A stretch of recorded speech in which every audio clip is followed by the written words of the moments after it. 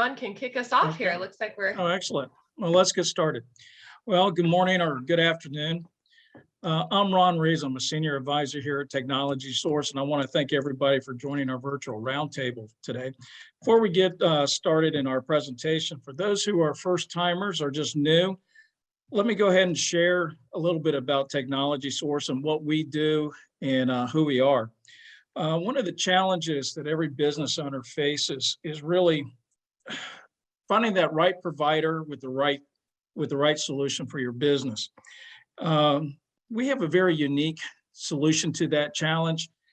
Technology Source, we're a source as a service company, and our goal is to quickly connect our clients to the right provider with the right solution, whether it's in any needed help of technology, whether it's network infrastructure, managed IT services, or mobility, and more. Our unique approaches allows us to really deliver that desired business solution for your business promptly and efficiently while trimming your IT costs, which kind of leads us right into our presentation today. But before we get started, let me make some introductions. First, let me introduce Sonia Maylene, who's our Chief Technology Officer. Sonia is a dynamic leader who holds a deep passion for sharing the tools of success with others and can be found volunteering in our local community and participating in the monitoring program for the National Nonprofit Alliance for Channel Women. Thank you very much for your volunteering for a very worthy cause. She founded the annual Teachy Doll Drive, which collects and donates STEM toys directly to children in need. Her IT career started when she was an IT director for several busy mid-sized healthcare companies, including Physicians Data Trust and Center of Sight. She went on to lead as a chief executive for business cloud services firm Effortless Office and founder and partner in compliance firm Comply Pro. Sonia joined Technology Choice as a chief information officer with a position for business process improvement. Now today, we have Erin Cananili, I hope I pronounced that correctly, with NetFortris. Cananili, I apologize. Erin is the VP of Strategic Partnerships with NetFortris, and he's going to share with us today how NetFortris's tech stack can be a real game changer for that small and medium business owner. So at this point, let me make a quick note for those. If you have any questions, please go ahead and put your questions in the chat box. We will be answering questions during the presentation and afterwards. And I believe we also have some nice gift prizes at the end for those who ask those really good questions. So at this point, Sonia, I'm going to turn it over to you. Yeah, great. And I'll introduce you, Erin, Mr. Kanahele, the VP of Strategic Partnerships with NetFortris, with over 20 years in telecom, working various sales and other positions, national sales. He has, in his 15 years, been with NetFortris, helped win some of the largest customers and support some of those customers, focusing on strategic partnerships nationwide. So we are very excited to have our strategic partnership vice president here with us today at NetFortris. And so I heard all these introductions aside, I heard kids are on spring break at your house. Is that what's going on, Erin? Oh, it looks like the sound cut out. Can you guys hear Erin? Nope, that was my fault. There we go. The mute on. Yep, we got the kids here, spring break, eating up all my internet. So if it jitters, I'll tell the kids to shut off the Netflixes. Well, we're glad you're here, and it sounds like you have some snowboarding plans. Hopefully that'll be fun in Mammoth. So we won't keep you too long. I want you to enjoy that family time. But today we are excited. We want to hear about some of this tech stack talk. You know, as soon as you start talking about tech stack, you start talking about stacking up lots and lots of money, right? And so as organizations grow their tech stack, in comes all these bills from various providers. They just keep adding and adding. And it's important, they need a lot of these services, but what we're going to talk about today is how do we maximize that spend? Because either way, we're going to spend money on technology, right? I mean, any industry, any business, we got a technology spend coming in the door. We've got internet, we've got phones, we've got all that stuff. But today we're going to talk about working with a vendor such as yourself, who might be able to streamline and organize and get all of those boats rowing in the same direction kind of thing. So I'll hand that off to you, Erin. We want to hear all about NetFortris, and we want to learn a little bit about maybe a couple of the products, or you tell us. But I think that the stage is set and we're ready to learn. One thing before we do start, I do have my usual bowl here. If you ask a question for Erin or myself or Ron, and we do use it, you get entered into the drawing. And at the end of the drawing, NetFortris has offered up some pretty cool prizes. We have some leather journals. We have, I think, 5 of those. And then we have a really cool TSA approved backpack, just so that, we're getting back on the airlines and stuff like that. So we thought it'd be kind of a fun thing just to kick off our summer season. So let us know if you have questions, and that really helps us to know you're paying attention. It makes it a virtual roundtable and not just a webinar. So we love to have those questions. All right, go ahead, Erin. Let's hear a little bit about NetFortris and see if you have a presentation. We're excited. Yeah. Thank you for the intro, Sonia and Ron, and thank you all for joining. It's a pleasure to meet you virtually. I will probably turn my camera off here just because we're competing for internet here in this household, and I don't want to screw up the presentation by you not being able to hear me. So I'll just shut it off for now. I'll send you my picture later. So I'm going to share my screen here, and everyone see my screen? Yeah, it's I see the PowerPoint. There you go. Yeah. Perfect. All right. So just as a recap, my name is Erin Conahilly. Sonia did a great job pronouncing it. I am the Vice President of Strategic Partnerships at NetFortris. I have been here just over 15 years. I celebrated my 15th anniversary actually on March 1st, so just last month. With that, I've been in the telecom industry for over 20 years, from small CLEX to NetFortris, right? So I want to take the opportunity today to introduce NetFortris. I'm fairly certain most people on the call here have not heard of us. We're kind of the best kept secret by some of our partners out there. So we're excited to get the opportunity to introduce NetFortris to you guys. As Sonia said, let's keep this thing very informal. If you have any questions whatsoever, go ahead and put them in the chat, or if you have the ability to ask them, verbal questions are okay with me as well. We could take this presentation any direction that you like. Want to talk, in depth about any particular solution? That's fine too. This presentation is for everybody on here, so we'll make it yours. So NetFortris. So we've been around for almost 30 years. So we're founded in 1994. We are an end-to-end solution provider or managed service provider, an MSP. But in addition to that, we're a lot more. We're an actual carrier. So we own our own nationwide MPLS backbone.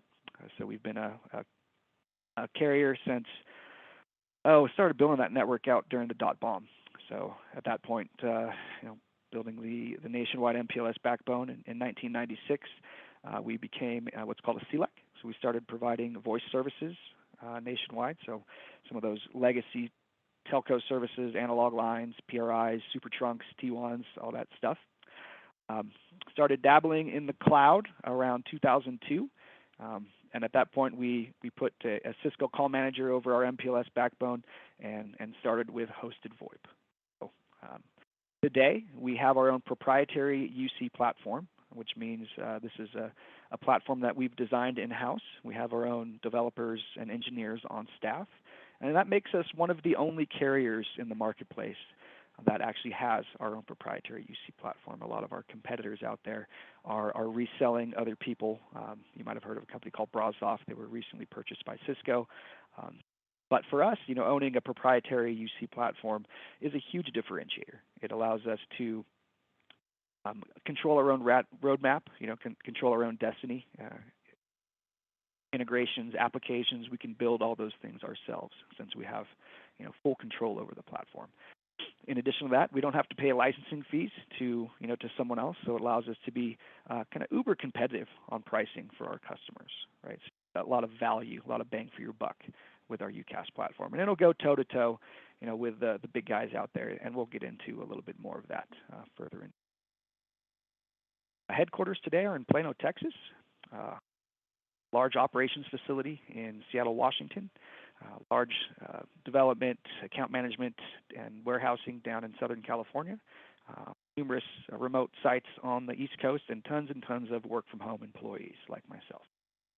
All in all, we have about 11,000 customers and over 500,000 handsets deployed throughout the US and Canada, and all of those are managed and monitored by 3 geodiverse network operation centers, which are all 24/7, 365.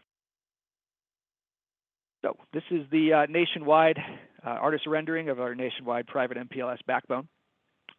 And for us, we've been doing MPLS. I mean, I started here in 2007. Our 2 main products were MPLS and hosted VoIP. But today, are we doing a whole lot of MPLS? No. Right, a lot of those customers have moved from MPLS to SD-WAN, kind of over the past, I'd say, 3 to 4 years. But we still have this MPLS backbone, and for us, it's still a big differentiator. Right, a lot of our competitors out there in the UCaaS space and the SD-WAN space, they're not carriers. Right, they're doing everything over the internet. So what we have here is this MPLS backbone, and we leverage it as the foundation of all the different products and services that we provide. So if you see all of the different NetFortris logos all around the country, those are all Tier 4 data centers. They are purpose-built facilities for computers, right? They have multiple entrances for fiber, multiple entrances for power, tons of UPS battery backups, tons of cooling, generators, really built to be up 100% of the time. And that's where we house all of our different products and services. And with that, inside of those data centers, we have our own cages or cabinets, depending on the size of the POP. And inside, we've got different back-end features. So we've got, So first, we've got our core firewall clusters. So we try to partner with the best-of-breed hardware and software companies out there, right? We didn't invent firewalls, we didn't invent SD-WAN, but we try to partner with the guys that did, right? The best guys out there. So with our firewall clusters, we partner with a company called Fortinet. We've been partnered with them for almost 13 years. We have relationships all the way up to the board level with them. So very, very good partner. So with that, we've got Fortinet firewall clusters in just about every data center throughout the US and Canada. Also not shown here, we actually have, I think, 4 more POPs up in the Great White North that aren't shown here, just the artist rendering. But we do have some more firewall clusters up there as well. So they're all in high availability clusters. They're all in active configurations. In addition, we've got our SD-WAN inside. So we've actually done it a little bit different. We've partnered with a company called VeloCloud for the SD-WAN hardware and software. We purchase the hardware and software from VeloCloud. So we own the orchestrators, we own the gateways, and they are installed in parallel with our MPLS core. So if you look at somewhere like Los Angeles, San Francisco, Atlanta, I'd consider those kind of our super POPs, right? So they've got those firewall clusters, they've got the SD-WAN gateways, and we use our own internet egresses for the SD-WAN. We're not using VeloCloud's network. We're not using their support for our customers. It's something that we own end-to-end, right? Just like the Fortinets. And last but not least, we have the hosted voice or UCaaS backend, those clusters, also located in places like Los Angeles, San Francisco, and Atlanta, right? Those super POPs, and highly redundant, highly scalable, highly customizable, and it fails over automatically across this US backbone. There's full redundancy on all the different solutions that we provide. So by leveraging this MPLS foundation, we can use places like LA, right? So let's take, for instance, if you have a location somewhere in Southern California, that might come back to the Los Angeles point of presence. So it can come back via MPLS, it can come back via IPsec VPN, it can come back via the SD-WAN, right? But it's always coming back to this location. We can set up redundant routes, right? If LA is down, it can fail over to San Francisco or Dallas or Seattle or Atlanta, right? We usually set up at least 6 different failovers for our SD-WAN, right? But really what's a big differentiator for us is once that traffic reaches this POP, all the different products and services that we provide are housed right there in that same data center, right? So if you're using our cloud firewall, it's sitting right next to our SD-WAN gateway, Ethernet hop away. If you're using our UCaaS or other voice products, that's located right next to the SD-WAN gateway, right next to the firewall, just an Ethernet hop away. So all of those things are contained, very low latency, and you don't have to go out to the internet to go find it, right? Some of our competitors out there who might not have an end-to-end solution, they might provide you the SD-WAN, but you need to go out to Zscaler to go find your firewall, or you need to go find RingCentral or 8x8 to go find your UCaaS. For us, all of that is contained in one single location.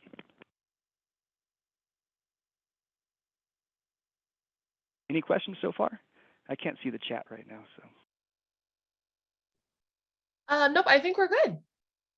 Okay, good stuff. But we're ready again, for your questions. Yeah, I don't have the chat screen open, so let me know if. Yep, we're watching it. Oh, I there's see a one now. few, but keep going. We'll Okay. give you a little bit more time, but yeah, there's a few. Okay, yeah, just fire them away whenever you want.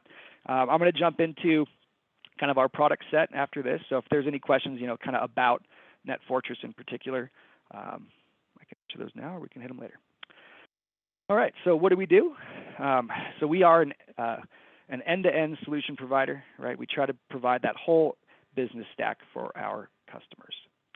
So what does that look like? We try to break it down into 4 easy to remember columns or pillars here. We've got network, voice, call center, and security.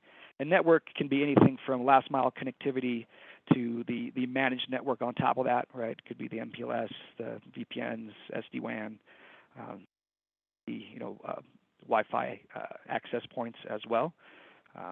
Get into more in-depth talks about those services.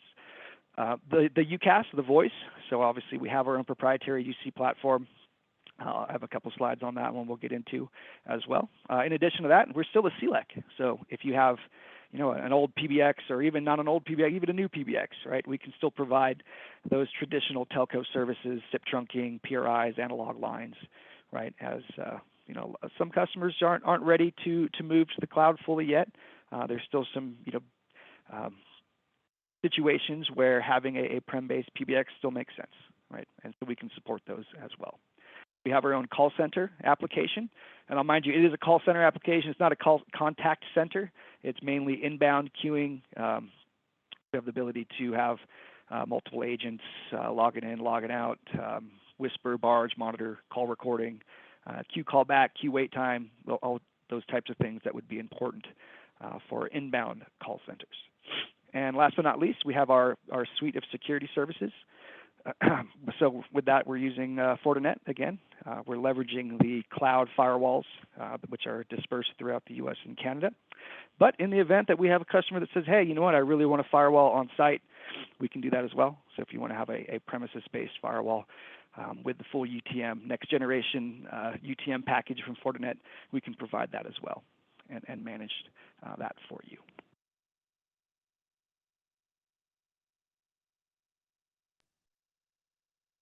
All right, diving deeper into some of these. So maybe we should take a couple of quick questions. That's sure. Just since we're moving over to a different topic. There was a question on the MPLS versus SD-WAN from Takuya, and I'm going to go ahead and enter you into the drawing. But they were just wondering if there's a time you'd use an MPLS versus an SD-WAN solution for a customer? That's a great question. So it depends on the customer, right? Since we have the ability to do both, for customers with multi-locations, oftentimes we use both, right? So for instance, if we're doing, SD-WAN at the HQ, the data center and, the remote offices, we might use an MPLS or a layer 2 connection to go to Azure or AWS, right? Also known as express routes or direct connects, right? Oftentimes as well, connectivity into co-location facilities or data centers, it's very inexpensive these days. So it's oftentimes cheaper to do an MPLS connection than doing an internet connection with SD-WAN on top. So there's certain things and certain applications that still like MPLS better than SD-WAN, but for us, we have the ability to do both. So it just really depends on the scope of the solution that the customer is looking for, right, and the applications that are driving it. Great. Okay, next question is from Cal, and Cal says, what are some ways that the SD-WAN, and I don't know if we're going to get to that later in the presentation, so if we are, we can just kind of delay this one, but I'll enter their name in here for this. But tell us a little bit about the SD-WAN and how it differs from other providers. Sure. I mean, I'll hit it now, and we do have a little slide, but I don't dive too deep into each product individually, just because it would take up way too much time. But for us, I mean, there's a lot of different SD-WANs out there, and we've been partnered with VeloCloud for I think about 5 or 6 years now, so quite some time. Prior to that, we were partnered with Fortinet, right, which also has their own SD-WAN solution, and we're also partnered with Meraki, well before Cisco bought them, which also has their own SD-WAN solution. So we really vetted all the different guys out there and chose VeloCloud as the best for us. I'm sure most people have heard of VeloCloud out there, so I won't dig into all the whiz-bang features there.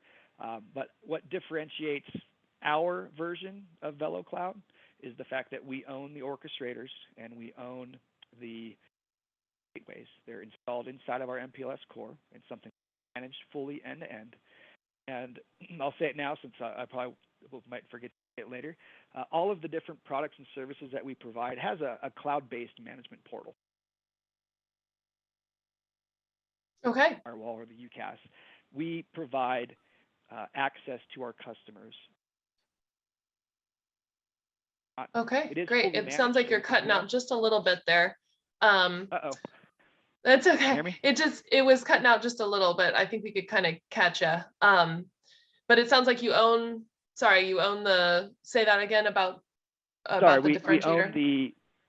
We own the orchestrators and gateways, right? So that's not something that all of the different VeloCloud MSPs do out there. A lot of them use the VeloCloud network for that. And then we also provide access to our customers to be able to make read and write access. I just see that one. Oh, yeah, Clinton. Full read and write. Full read and write access on all answered of our the question as it came up. That was great. Clinton, we'll add your name in the drawing. Thank you for that. So you can log into the management portal. You can make changes to the profiles. Pull your own reporting, that type of stuff. Right. Okay. Question from Clinton. I got you in there, and then Gwen. What are you doing for customers who have landlines? I guess in Gwen's area, the AT&T services that they were using are going out of service. Is that something that NetFortris is aware of and has been helping with? Absolutely, yeah. So we're seeing AT&T and Verizon shutting down copper circuits left and right. Obviously, their POTS lines have been growing in price astronomically. We're seeing them shut down PRI T1s nationwide as well. So with that, obviously, we're not deploying any more copper-based services, so we can easily deploy an over-the-top SIP-based PRI gateway or analog line gateway, and that over our own network, using our own connectivity, or if the customer, has their own circuits there already, we can deploy it over that and manage that. Yeah, okay. And then Gwen was also, and I'll add you in again, Gwen, asking about a suggestion for medical centers in multi-state. And they are, customer facing, patient facing, and looking for compliance. And, I know on your first slide, Erin, you had a slide that said that there's a HIPAA compliance component to NetFortris. And I know we have several healthcare customers on today's call. So if you want to just discuss a little bit about the healthcare compliance component or any other compliance, I think the audience would be curious to know the stance there from NetFortris. Sure. So I failed to mention this, but so NetFortris is a wholly owned subsidiary of a company called Sangoma. And Sangoma, they're a global company, public company. I think they have got about 4 different platforms now. So we've got multiple different options for both UCaaS, hybrid, and prem-based solutions, which are all, I think just about all of them are HIPAA compliant. From that standpoint, we have tons and tons of healthcare customers using various different platforms out there. I think mostly on the medical side, I'd say it's more of a hybrid solution that the majority of those folks are using. But in regards to your different compliance needs, I think it just depends on what you're looking for. We've got customers using HIPAA, SOC, PCI, all those. Great. More in depth. Okay, great. Here's a question from Jeff, C as in Charlie. Jeff is wondering what happens if the lights go out locally, regionally, or nationally. All of these systems appear to be grid dependent. Any sense of how this customer would prepare for grid disruptions? Well, I mean, I guess it depends on where the disruption happens, right? If it's a local disruption to the premises of your location is one thing. It's another thing of, hey, if the pop goes down. I've been here 15 years. Pops don't just go down, right? We have yet to see the whole pop go down. We might have an issue with a particular product, like, hey, there's an issue with the UCaaS in LA, or there's an issue with the Fortinet cluster in Atlanta, right? But the way that we've built the network, things fail over automatically. So it should fail over to a different location geographically, right? So LA can fail over to Atlanta. That would work. Does that answer your question? Yeah, no, absolutely. Great. Okay, let's take some more questions in a minute, but we'll hear a little bit more about what you have to say here. There's more questions coming in. So thanks for everybody asking good questions. All great questions, by the way. Keep them coming. Yeah. All right. So I guess from the network side, so we do network aggregation. Today we still do MPLS and those things, but the majority of our customers are using us for SD-WAN, and they just want redundant internet, right? And that could be fiber, it could be broadband, it could be a mixture of both, which is typically what that is, right? Hey, we want dual fiber, different last mile providers, right? Maybe LEC and Cable Co. They want to ensure full redundancy, not using the same paths, hopefully not using the same, conduit, that type of stuff. Really just redundant as much as possible, both from technology and carrier.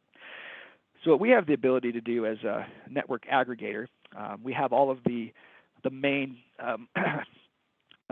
agreements with, I call them the big LECs and the Cable Cos, right? The AT&Ts, the Verizons, the Frontiers, right? And the Cable Cos like Spectrum and Comcast. But we do a lot more than that, right? A lot of our competitors have those same agreements, right? If I can get AT&T, they can get AT&T. If they need to have a build out with Spectrum, I'm going to have a build out with Spectrum. We do have some unique ways that we can get around some of that, but all in all, it's all the same stuff, right? It's who has the stuff on the ground. But what we do have the ability to do is go out and find rural providers, random regional providers. We are not beholden to any group of wholesale providers. So if it's Google Fiber and Google Fiber is available, I can use it. If there's a random fixed wireless microwave provider, we can use it. If there's fiber from the electric company, I can use it, right? And I can put it on the managed network. It's all managed and monitored, and it's all on a single bill, which is completely customized for our customers. And, from what I've seen in the marketplace, not a lot of people can do that. I don't know anyone else out there that's using Google Voice, right? We have access to over 3,000 different ISPs and wireless ISPs in the U.S. and Canada.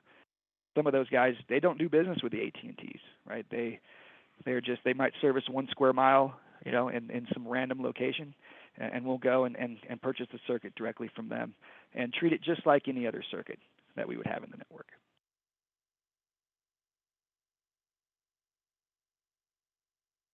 So all the different connectivity that we provide is all managed and monitored 24/7, 365. Whether it's a 1.5 meg DSL circuit or a 10 gig fiber circuit, it's managed and monitored just the same. At a bare minimum, we get a static IP. Our NOC pings that IP, every few seconds or minutes, depending on customer preference, And if ping doesn't return, tickets are generated, are sent to our customer or whatever distribution list that they would like, and they're sent to our NOC, and our NOC will begin troubleshooting on that. Right. So obviously, with fiber circuits, those are typically managed and monitored already. But something like broadband, right, or I would say more non-SLA type of fiber, something like Google, Google Fiber, it's typically not managed and monitored. So they're not going to tell you when your Spectrum cable circuit goes down. Don't know that till your employees go into the office the next day and say, "Oh shoot, the internet's down." Whereas if it goes bump in the night for us, we're 24/7, 365. We know about it and we begin working on it. Right? We have the ability to provide remotely monitored PDUs. So if it's as simple as, "Hey, we just want to reboot the modem," we have the ability to provide a solution around that without having to deploy a tech. As I mentioned earlier, all of our customers have the ability to jump into all the different portals that we have. So for network monitoring, it's probably one of our best and most famous portals that we have. It's something that we've custom built in-house. Our own development team built this. This product here, it's pretty neat. So especially if you have a lot of locations. So let's say you got a couple hundred locations out there or more, you can get a complete holistic view of all of your locations, a single pane of glass, be able to see, the status up, down of all your locations in an easy to view screen. In addition to that, you've got the ability to open tickets, view the notes. So something that we are at NetFortress, in addition to being an accountable partner, we want to be very transparent with our customers, right? So if there's an outage, there's something going on, we're not the kind of company that tries to hide it. We believe in over communication. So with that, you have the ability to log into this portal, view the tickets, but those tickets, the notes in those tickets are the same notes that our NOC uses. It's not sugar-coated. It's not some generic explanation, right? If we know there's a regional outage for Comcast, that will be in the notes. It'll have, the NOC technician who's touched the ticket last. It'll have the next steps. It'll have timestamps on, hey, spoke with Comcast at this time, follow up in 2 hours at this time, and you can kind of see all that stuff in real time. And again, you have full access to this as well. So moving on to the SD-WAN, as I mentioned earlier, we partner with VeloCloud. We own the orchestrators. We own the gateways as well. If you're not familiar with VeloCloud, they're owned by VMware. They are one of the highest rated on the Gartner Magic Quadrant. We chose them really because of the ease of use, right? We want a solution where our customers can jump in there and make changes themselves. They don't need to learn to write code to make changes to it. We did evaluate, I think, 8 different SD-WAN providers through our technology team and still selected Velo as the clear winner. So some of the things that we like about it, obviously you can plug in multiple circuits, do the load balancing, application prioritization, forward error correction, those types of things. But we really like the ability to do what's called zero-touch provisioning. So it makes it easily supportable out in the field. So if for some reason a piece of hardware breaks, it's as simply as us setting out a new piece of hardware.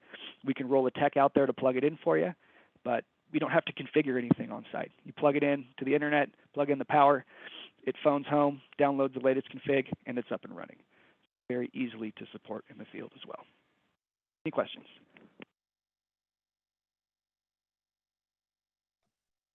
Sorry, took me a second to get I'm going to move to voice after this, so I was going to hit any network questions if there's anything on there. Okay, so you're going to move to what? Say that one more time. To voice.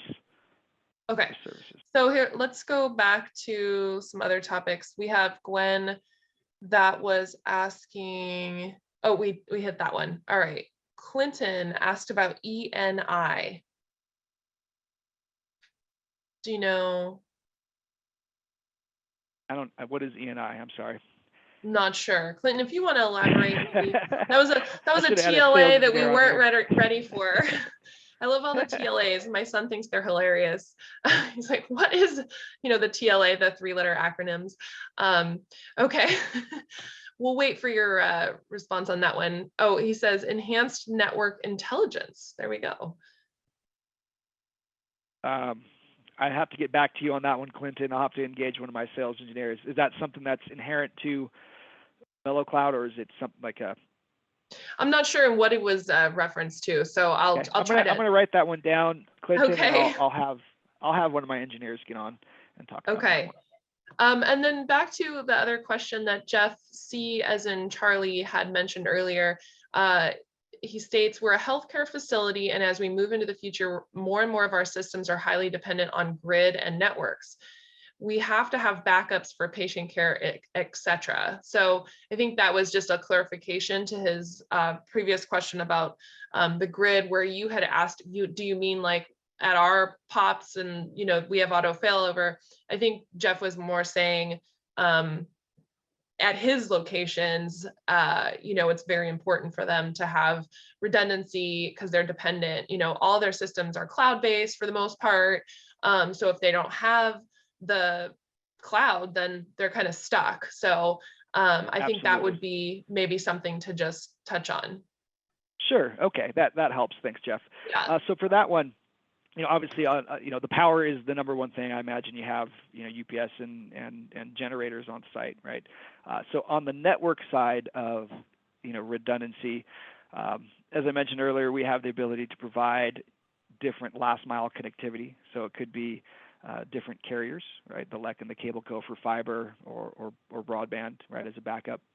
We have the ability to deploy microwave or fixed wireless solutions, right? So we can if there's some sort of local connectivity cut in the ground, Johnny Backhoe takes it out, or someone, crashes into something, and we can, the stuff in the ground is cut. We can use the fixed wireless or microwave. We've got 4G and 5G actually coming out here in the next couple months. So really it'd be looking at how can we mitigate any type of outages by spreading out that connectivity, right? Around it in here as well.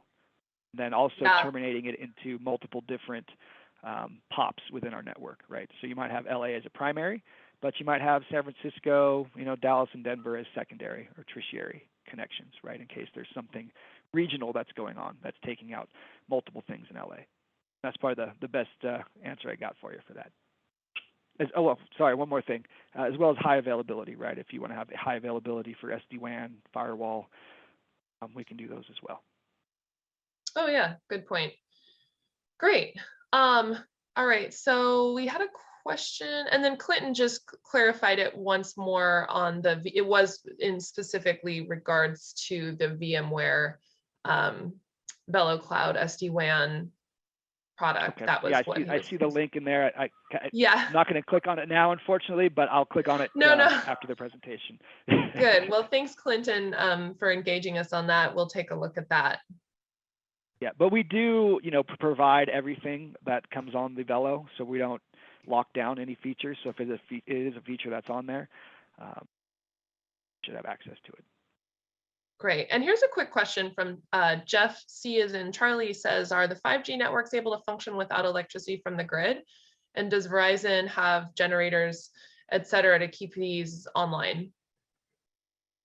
I can't speak to what they have 100%. I can tell you that in my experience, working at colo facilities and selling data center space, Verizon's and AT&T's, they're all housed in these, these data centers, right? And those data centers are built to be 100% of the time. They're located in the same data centers that we're in, right? One Wilshire, 350 Cermak in Chicago, 55 and 56 Marietta in Atlanta, Georgia, 60 Hudson, New York. So these are the typical, carrier hotel, telco buildings, right? And that's where Verizon would have, their internet egresses and kind of all their hardware. So I imagine they do have generators to keep those things up 100% of the time.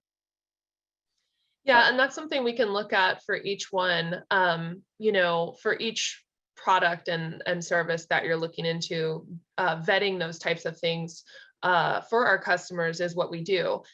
For example, if we're working with a healthcare customer and they're wanting to house patient data, we'll make sure that that data is stored safe and secure. We're looking at having data centers that have, geo redundancy, as well as backup generators. Some of them are on multiple electrical grids. So if one grid goes down, the other grid is still up. And that's, for those types of clients who are worried about that type of concern, because, you can't have just a patient walk in and say, I'm sorry, we can't help you, or, a patient needs, their lab results or something, and, oh, I'm sorry, we can't get to those. I mean, this is sometimes very crucial in the moment, real-time stuff that needs to be accessed. And so we understand that. I think a lot of our clients at Technology Source tend to fall into those categories, which is why they come to us, because we do that legwork for them just to make sure that they have access to those services, versus just trying to go it alone, trying to figure out which services would be right for their industry. So great questions. Thank you. And another thing Jeff, about the 5G, right, or Yeah. 4G, using different carriers, right? If we're, most of the appliances out there have the ability to use dual SIM, right? So if you want to use, AT&T and Verizon, they shouldn't be using the same internet egresses. So if there was a power outage or something that affected one carrier, hypothetically that other carrier should not be affected. Great. All right. Well, let's hear more. All right. Okay. Let me click that. All right. So jumping into voice. As I mentioned, we have our own proprietary UCaaS platform. So it is something that we built in-house. We have our own developers, designers, engineers on staff. It's something that I guess the first version was built in 2005, and fast forward till today, we just released our latest and greatest version less than 2 years ago. So highly scalable, highly redundant, highly customizable, very easy to use, very high adoption rate. So it's one thing, for us to introduce this solution to an IT team, right? They're very sophisticated. They kind of know what these features are already, but it's a whole other thing when, after we've partnered with a new customer, and now it's going to, Mary, who's been the receptionist for 35 years, and getting Mary off of the old PBX or key system with the with the big phone with 100 buttons on it, and getting her over to a web-based or cloud-based solution where she can use a headset and a monitor and drag and drop phone calls and stuff. The adoption rate for us is very high because it's very easy to use. So in the future, we'd love to do a UCaaS demo. I don't have time to do one today, but it is something that we can do in the future, or we have pre-recorded demos as well that are online that you can view at your leisure. Because we have our own engineers and developers on staff, we can create customized integrations with just about any application you have. We have pre-built integrations already. We also have what's called a web launcher. So if you have any applications that reside on the internet already, and if they call a phone number in the URL, we can integrate that right out of the box to do screen pops and stuff like that. We do use Zoom for our voice, or excuse me, our video collaboration. So we've built our own web dashboard application as well that you can download. But when you are using the collaboration feature and you hover over a person in your organization and hit share screen, it'll pop open a Zoom. And we've been partnered with Zoom for over a decade, and we are so tight with them that it's just about free when we include it with our seats. So very, very cost competitive, and the Zoom license that you get for the video, you can use up to 300 video participants. We don't use Zoom for the dial tone or anything like that, only the video portion. So the PBX features, the dashboard, the real collaboration stuff is all, again, built and managed by NetFortris. From a standpoint of PBX features, it'll go toe-to-toe with RingCentral 8x8 or any UCaaS company out there in the marketplace. We know what else to say on this one. Beyond giving you guys a demo, it's kind of hard to tell you about all the features on that. The call center, again, is built directly on the platform. So because of that, we don't have to pay any third-party companies for licensing on that. So if you have an inbound call center and you don't need the full contact center suite like omni-channel integration, workforce management, more of that inbound call routing, no one's going to beat us on the price to value. Any questions on Quick the question. UCaaS? Yeah, a quick question about this when it comes to HIPAA compliance and that video system through Zoom. Do you know much about how maybe telehealth could be implemented with this product, or even just sharing patient data over this product with the Zoom? Is there end-to-end encryption and other? Yeah. Okay. So yeah, everything's fully encrypted from rest and in travel. Either the Zoom, yeah, people are using it for telehealth as well, not only through NetFortris, but Zoom is obviously a household name these days. Yeah. With the other Sangoma products, Sangoma also has their own proprietary web meetings as well, which are also HIPAA compliant. Stuff like, but it really has to go back to maintain HIPAA, how it's implemented. So it can be implemented in a HIPAA fashion, right? But then it can also, out of the box, right? It just has to be configured such a way, right? And also it goes beyond the product and also has to go into how you guys do business, right? Right. Well, yeah, compliance and cybersecurity, they're all processes, not just products, right? So exactly. Yeah. So if we implement it in that way, then yes, but you need to use it in that fashion as well. Yeah, definitely appreciated that you would not just say, oh yeah, it's HIPAA compliant and then leave it at that. It's like, well, yeah, but you have to do it right. Absolutely. Okay, question from Ed P as in Papa. He says, in addition to the pre-built integrations, do you provide an API for custom integrations? So yeah, great question as well. So we have our open API actually coming out, I think next quarter. So at least by third quarter. So it'll be a full open API, so you guys can build your own custom. Okay. Great question. All right. I'm looking forward to that one as well. Yeah. All right. So I'll let you keep going, Erin. And I think, and for us, I think it's hard to talk about the UCaaS. It's really something that you guys need to see. It shows very well. The admin portal is very easy to use. It has a bulk upload tool. I can have 2,000 users turned up in 10 minutes. It's that powerful. It's very nice. The inbound call routing or auto attendant menu is completely visual. It's like building a Visio diagram. It's drag and drop. It's really slick. So it's something that you guys got to see. I know someone asked about Meraki or Wi-Fi. So we partner with Meraki. We've been partnered with them since before Cisco bought them. If you're familiar with Meraki, you'll know all about the different analytics and reports that come along with it. So much like our SD-WAN and monitoring, you get the full access to this portal as well. We have our own branded Meraki portal. We don't lock anything down. It operates co-managed just like everything else. So we can manage it 100% of the time, or you can go in and make changes as you see fit. We also have the ability to take over existing Meraki APs. So if you have those deployed in the field already and you want them managed, we can pull them into our portal as well. In addition to that, we also partner with Fortinet for the APs. The Fortinet APs are probably more of a plain vanilla access point. They don't really provide any analytics, just I need a secure Wi-Fi SSID, guest and corporate. I think they use up to 4 SSIDs, but they're a lot cheaper than the Meraki. Familiar with Meraki? We've got these deployed at thousands of locations around the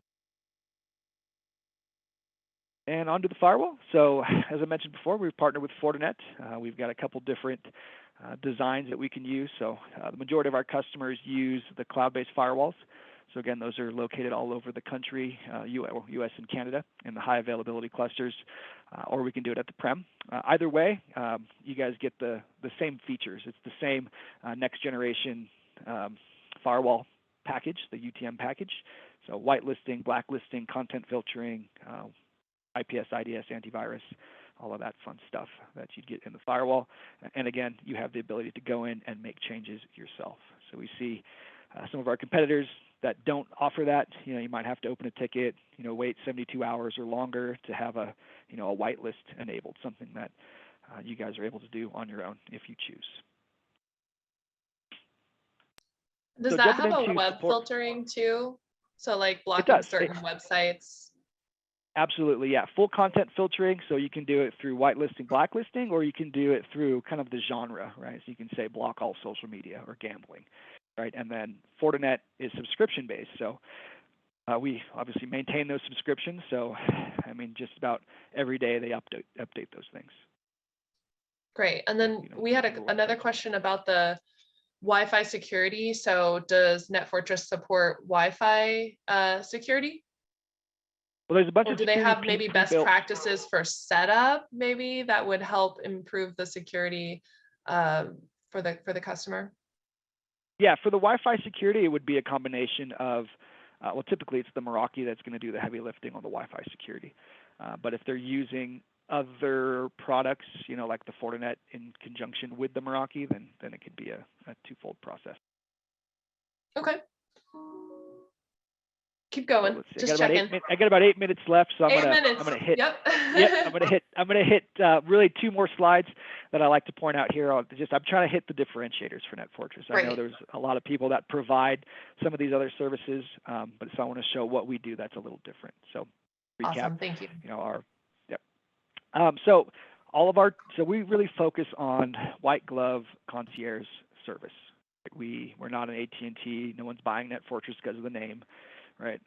We provide a high touch service, right? So with that, obviously you get our sales staff, and sales engineering, but beyond that, you get a dedicated project manager. So whether you've got 5 phones or 5,000 phones, or one location or 5,000 sites, you get a project manager or a team of project managers if it's that big of a deal.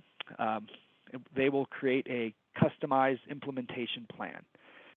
We've got kind of our standard services, right? UCaaS, connectivity, SD-WAN, firewalls, and we understand that although it's the same solution, the way that it's implemented is vastly different between customers. We don't presume to understand your business, so our PMs really dig deep with you and help design a customized solution or customized implementation plan just for you. In addition to that, we have what's called a strategic account manager. So this team reports up through the operations side of the business. So they are not salespeople. I know at other places, account managers is just AKA inside sales, right? And their job is to sell you something. So we have an inside sales team. They're separate. We have a strategic account management team, which these are the true customer advocate. These folks do not get paid. They do not get paid on selling stuff. They do not carry a quota. They are solely bonused on customer retention and customer satisfaction. True customer advocate, these folks are there to help you day to day. Hey, I'm adding a new site, new phone, need help with billing, that type of stuff. Escalations, if you have tickets that are sitting out there, you can rely on them for quarterly business reviews. They'll take a look at chronic circuits, just all that stuff. They're an extension of your IT team. In addition to that, you get executive sponsors for, I'd say, larger, I think over $2,000 a month. We provide an executive sponsor for our customers that have IT staff, sophisticated IT staff. We'll typically give those folks a dedicated support line so they can go around Tier 1. Tier 1 for us is a lot of ticket taking. It's a lot of, hey, I'm locked out of my voicemail, right? And so if we've got an experienced IT team, they might not want to talk to those people. They already verified that the power's on and the light is green, right? They need to go around them and straight to the engineer. Skip these. So I want to hit this slide last but not least, since we only got a couple minutes left. So we've got 11,000 customers. We do a lot of products and services out there. And I like this slide really to show the tenure, right? So I've been here 15 years. There's folks here that have been here over 20. My direct team that I work with has been here for well over a decade, right? My sales engineer, our VP of operations. And with that, we have customers that have been with us for over a decade, right? I'm sure everyone's heard of Dunkin' Donuts, Jiffy Lube, Rubio's. So it's impressive to have those logos. It's one thing for us to land that deal with them and great, everyone high fives. But to me, the renewal of those customers is really the testament to our service and support. So someone like Dunkin', Jiffy, Rubio's, Cash Store, these guys are using us for the end-to-end solution. They're not just buying one phone per location. They're using us for the network, the SD-WAN, firewalls, UCAS, everything, end to end. Someone like Thornton's, they will be with us for no less than 15 years. So 5 consecutive terms. So for us, that's a testament to our service and support. So it's not just, me, selling them something and, promising the world. We have a team behind me that really makes this all work together, and a team that supports it. With that, our churn rate is under 1%, which is some of the lowest in the industry as well. I think that's really the last slide I wanted to hit since I'm out of time here. So do we have any more All right, questions? great. And we have a lot of prizes to give away. So let's get some of those going. Okay. If you want to, we have one more question, but if you want to take your screen share away, that would be good. Sure. This question's from Theo. Theo O as in Oscar. He says, I may have missed it. Did you talk about SLAs? I don't know that we did, but I didn't talk about SLAs. Everything has SLAs. It's SLAs, they're just pieces of paper, right? You could have the best SLA in the world, and your circuit goes down, and whatever, you might get $8, right? It's not going to compare to the business that was lost during that time of the outage. So we've got SLAs. It's 5 nines. We do meet those SLAs. We do have the we run reports on that weekly, so that's something that we report up through our executive team. But so everything does have SLAs, 5 nines.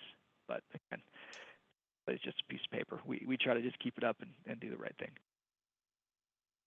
good. Well, 5 nines, that's the most you can ask for, I guess, unless you went with 100%. But I think that speaks volumes. And I do agree, right? Usually if I do see SLAs acted upon for any type of outage or something, the amount of money returned to the customer is usually pretty insignificant compared to the downtime that the customer experienced. So I do agree with you, Erin, on let's just set it up right and do it right so that they have that peace of mind that's back beyond more than just a few dollars here and there on those types of things. So all right, well, great questions. Thank you, everyone. We will be back in 2 weeks with our next virtual roundtable. So I'm so grateful for those of you that come back again and again. Makes it all worth doing. We'll do our little drawing here. And let's see, Ron, if you want to read the winner. I'm not looking. I have to say it's hard not to look because when you're the one doing it. All right, can you even read that? I can read it. No, can you read it? I can't read it. When? Yay! When? It was Gwen. Congratulations. You get a leather-bound journal. Oh, here I am. All right. All right, this next winner is, there we go. Clinton. Yay. All right. Congratulations, Clinton. A leather-bound journal heading your way. This next winner, Takuya. It's upside down, but it's Takuya. Oh, okay. Leather-bound journal. Congratulations. That's 3. And now we have 4. This is Ed P. Congratulations. And then this next winner for the last one is Cal. And then this is for the TSA approved backpack. Dun, dun, dun, dun. Oh, we already won. Can't win twice. All right, this next one is Jeff. Congratulations, Jeff. All right, so Cal, Takuya, Clinton, Ed, and Gwen, just email me and I will get that sent out. And then Jeff, you'll get that one sent out. Thank you so much, Erin. It was really great to have you. Very informative, lots of information. I was hoping we were going to go over the bundled stacks. I don't know if we did we not get to that? If you have time, I can run through it. Well, how about this? We'll just send that out as a follow-up to everyone who attended because it had some pricing on there, which I thought was unique. Not often do we see pricing. Usually it's like you have to talk to the provider for, a couple sessions and do discovery and stuff. You have some pre-planned bundles that might be helpful for people just baseline understanding.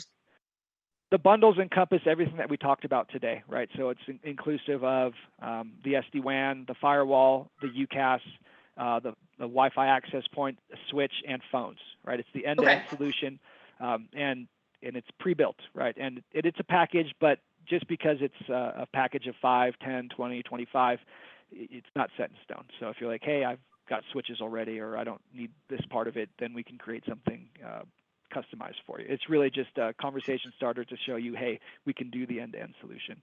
And Okay, great. So if anybody wants those pricing, that information, just email me, Sonya, SONYA, .m@technologysource.com, or email the advisor or partner that brought you today. We will get that information directly over to you. Have a great rest of your day. Thanks for coming. See you in a couple weeks. Thanks, Ron. Thank you. Thanks, Ron. Thanks, Sonya. Yeah, thanks, Erin. Okay, bye-bye.